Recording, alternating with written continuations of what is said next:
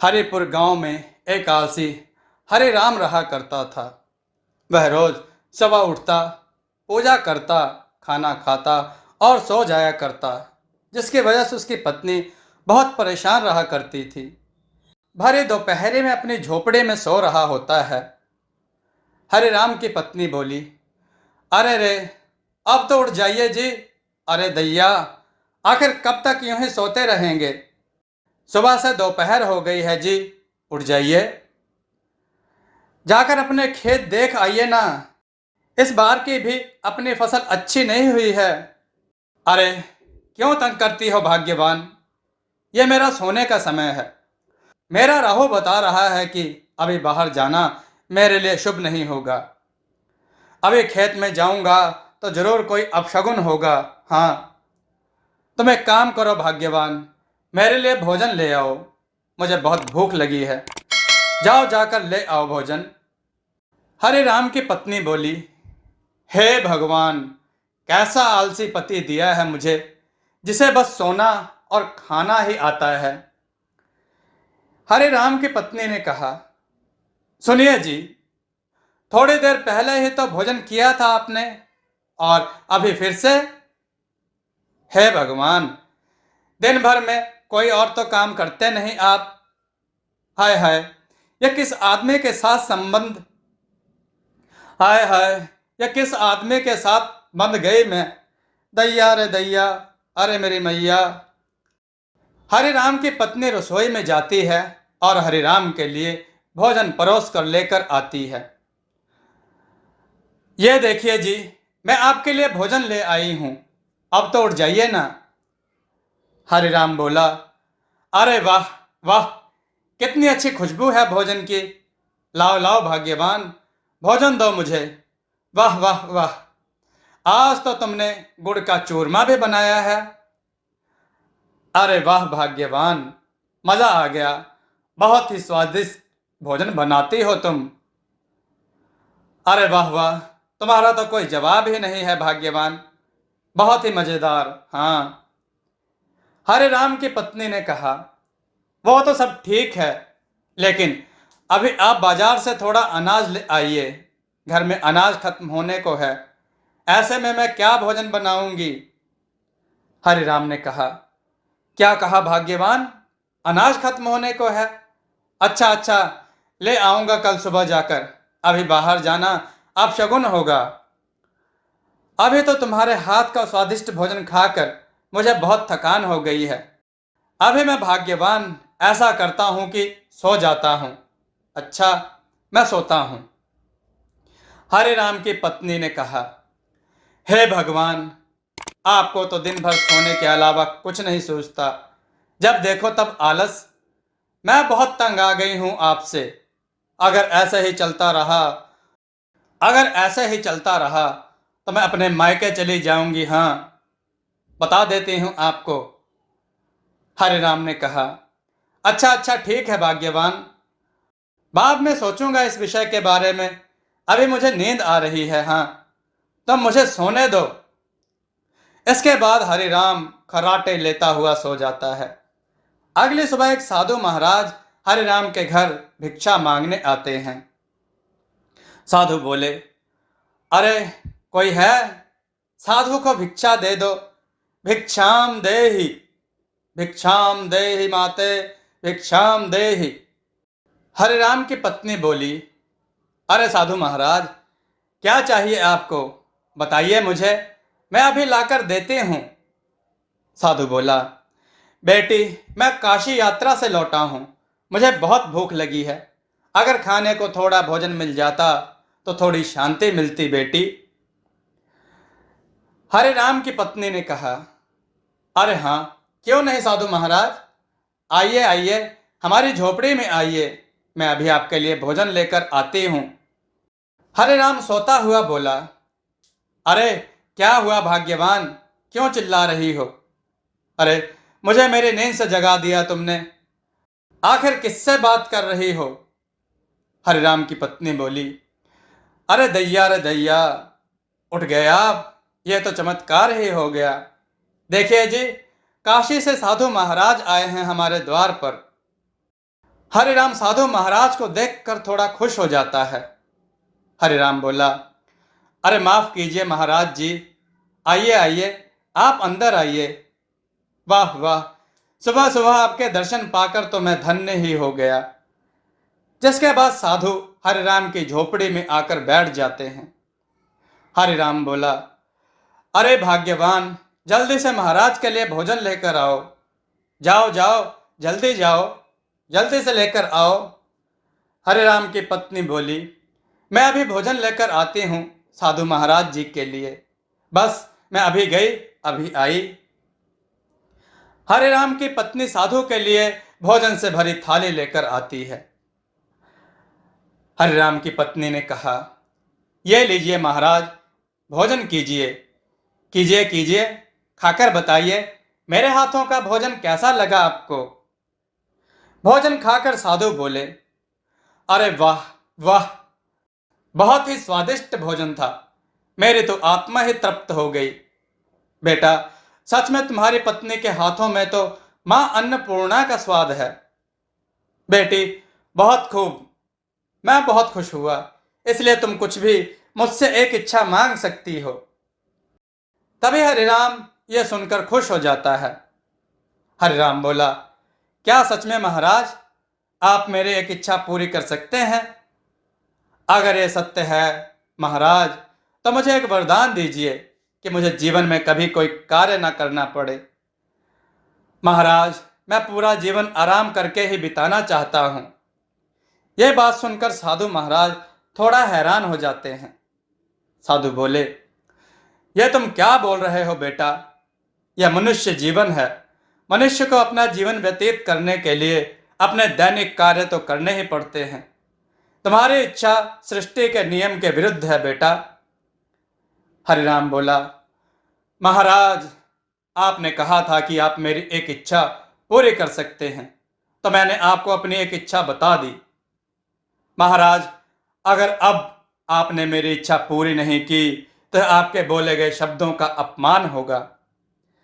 तभी हरिराम की यह बात सुनकर साधु थोड़ा सोच में पड़ जाता है। साधु बोले, अच्छा तो ठीक है, अगर यही बात है तो हम तुम्हारी इच्छा अवश्य ही पूरी करेंगे। अब हम अपने शब्दों को वापस नहीं ले सकते, हम तुम्हारी इच्छा अवश्य ही पूरी करेंगे। तभी साधु अपनी चमत्कारी शक्तियों से एक हरे रंग का भयानक राक्षस प्रकट करता है। साधु बोले, डरो मत, यह जादुई राक्षस है, यह तुम्हारी हर इच्छा पूरी करेगा। तुम्हारी इच्छा है कि तुम जीवन में कभी कोई कार्य ना करो, तो यह जादुई राक्षस तुम्हें कोई कार्य नहीं करने देगा। तुम्हें जो भी कार्य करवाना होगा यह जादुई राक्षस कर देगा। लेकिन याद रखना, इस जादुई राक्षस को तुम्हें हमेशा किसी न किसी कार्य में ही व्यस्त रखना होगा, क्योंकि जिस दिन इस राक्षस के पास करने को कोई कार्य नहीं होगा, यह तुम्हें ही खा जाएगा। इतना कहकर साधु वहां से चले जाते हैं। तभी यह बात सुनकर हरिराम की पत्नी थोड़ा डर जाती है। हरिराम की पत्नी बोली, नहीं नहीं, यह आपने क्या कर दिया जी? आपने आलस में आकर साधु महाराज जी से कैसी मूर्ख इच्छा मांग ली। मुझे तो आपके लिए बहुत चिंता हो रही है जी। अगर किसी दिन इस भयानक दिखने वाले राक्षस ने आपको ही खा लिया तो मैं क्या करूंगी जी? हरिराम बोला, अरे भाग्यवान, तुम व्यर्थ में ही चिंता कर रही हो, ऐसा कुछ नहीं होगा। अब तुम देखना, मैं इस राक्षस से कैसे सारे कार्य करवाता हूं। अब तो मुझे कोई कार्य नहीं करना पड़ेगा, और भाग्यवान, तुम्हें भी मुझसे कोई शिकायत नहीं होगी। राक्षस बोला, मनुष्य बोलो, मैं तुम्हारा क्या कार्य कर सकता हूं? क्या आदेश है तुम्हारा? जल्दी बताओ, वरना मैं तुम्हें ही खा जाऊंगा। हरिराम बोला, जाओ जादुई राक्षस, बाजार जाकर अनाज की बोरियां लेकर आओ। घर में अनाज की बोरियां नहीं हैं। राक्षस ने कहा, ओह ठीक है, अभी जाता हूं और लेकर आता हूं अनाज की बोरियां। वह राक्षस अचानक से गायब हो गया और तुरंत ही अनाज की बोरी ले आता है, जिसे देखकर हरे राम और उसकी पत्नी हैरान हो जाते हैं। हरे राम की पत्नी बोली, अरे जादुई राक्षस, तुम इतनी जल्दी अनाज की बोरी ले आए? मेरी तो कुछ समझ नहीं आ रहा। राक्षस बोला, मैं कोई साधारण राक्षस नहीं हूं, बल्कि एक मायावी राक्षस हूं। इसलिए जो भी तुम मुझे कार्य करने को दोगे, उसे मैं अपनी मायावी शक्ति से पल भर में ही कर दूंगा। अब बताओ, और क्या कार्य करना है, वरना मैं तुम्हें ही खा जाऊंगा। हरिराम थोड़ा सोच में पड़ जाता है। हरिराम ने कहा, अच्छा अच्छा ठीक है, तुम यहां से मेरे खेत में जाओ और जाकर सिंचाई कर दो। राक्षस ने कहा, ठीक है, मैं तुम्हारे खेत की सिंचाई करके अभी आया। हरिराम की पत्नी ने कहा, सुनिए जी, मुझे तो बहुत डर लग रहा है। यह जादुई राक्षस तो सच में बहुत ही भयानक है जी। अगर सच में इसने आपको कुछ कर दिया तो? हरिराम बोला, अरे भाग्यवान, तुम देख रही हो ये कितनी जल्दी मेरा बताया हुआ कार्य कर देता है। देख, अगर ये मेरे साथ रहा तो मैं सदैव आराम से जीवन व्यतीत करूंगा। तुम चिंता मत करो, ये मुझे कुछ नहीं करेगा। मैं हमेशा ही इसे कोई ना कोई कार्य देता ही रहूंगा। तभी वो राक्षस फिर से आ जाता है। राक्षस बोला, हे मनुष्य, मैं तुम्हारे खेत की सिंचाई कर आया हूं। तुम्हारे खेत की सिंचाई करके मुझे बहुत ही आनंद आया, लेकिन अभी मुझे बहुत जोरों की भूख लगी है। जल्दी से मेरे लिए भोजन का प्रबंध करो, वरना मैं तुम्हें ही खा जाऊंगा। हरिराम की पत्नी बोली, अरे नहीं नहीं जादुई राक्षस, तुम क्या बोल रहे हो? इन्हें कुछ मत करना, मैं तुम्हारे लिए भोजन लेकर आती हूँ। तभी हरिराम की पत्नी राक्षस के लिए खूब सारा अलग अलग तरह का खाना लेकर आती है। सारा भोजन चट कर जाने के बाद भी राक्षस की भूख शांत नहीं होती। राक्षस बोला, और भोजन लेकर आओ, जाओ, मुझे और भूख लगी है, जाओ मेरी भूख शांत करो। हरिराम और उसकी पत्नी दोनों ये सुनकर दुखी हो जाते हैं।